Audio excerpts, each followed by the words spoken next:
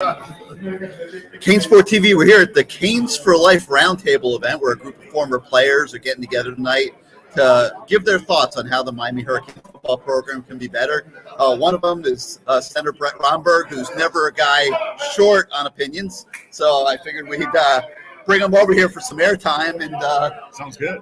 Yeah, I'm sure. I'm ready for it. So Brett, talk to us. Just the concept of all you guys getting together shows the passion that you have to see this program get back to being right. Well, that's the thing. I think a lot of people don't realize is there's so much passion for this program, whether it's fan base, former players, current players. It seems to be one of those things that are going unnoticed, or it's going muted due to the fact that the loss category column still increases on a weekly basis for us. So we want to try to find a way collectively. They say great minds kind of think alike. So I want to see generationally how this looks from other players' eyes as well. I'm here not only to discuss it, to help probably provide some kind of knowledge about it, but I also want to hear what the old heads are saying, because we basically learn from them. So whether this generation is not picking up what we put down or the couple classes before this generation, I want to know what they're learning, how they're learning, how we learn from them, how they now see this program in 2021. And I think it's just a lot of disgruntled former players that put a lot on the line for this school, this university, to wake up on Saturdays and see continued losses and things that seem to be rectified very easily rectified. So whether that's taking care of the small things or things as much as firing an AD and looking for a new head coach. Now, you've been in media, you've had a voice, you live locally, people always want your opinions, but the opinion of the former player has not always been embraced, I'd say, in the last decade at Miami. Right. There's been a feeling of being threatened by what you guys have to say. Have you felt that? Oh, yeah, loud and clear. I don't think that's one of the things that is an unspoken word.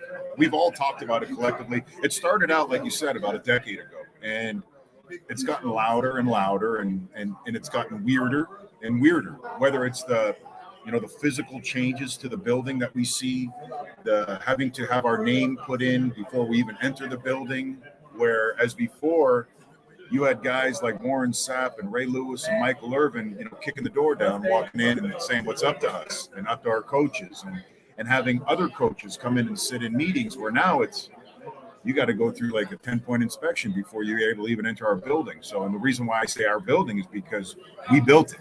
That's the reason why I'm saying it's our building, is because we built the goddamn thing. So it's almost a slap in the face, as much as we love and we put in for that program. Hell, I think there was a certain point in time that I think the University of Miami was still making money up to 2001 team. And I still think they do, So there's a certain type of, I wouldn't say lack of respect, but definitely a certain type of stepchild feel that we have right now over in that building. So now things seem to be changing. The University of Miami, in the modern day history, has never fired an athletic director. I mean, we've never seen that. I've been here for 40 years. An athletic director has never been let go. And that just happened here this past week. And you have some of your contemporaries who are legitimate candidates to be the next athletic director. Gino, Alonzo, Twan Russell might throw his name in the hat. So there's a different mindset. There's talk of potentially of Mario Cristobal possibly coming back to be the football coach if Manny is let go. The former players seem to be gaining some traction now in terms of being heard and possibly getting a voice and getting some stature.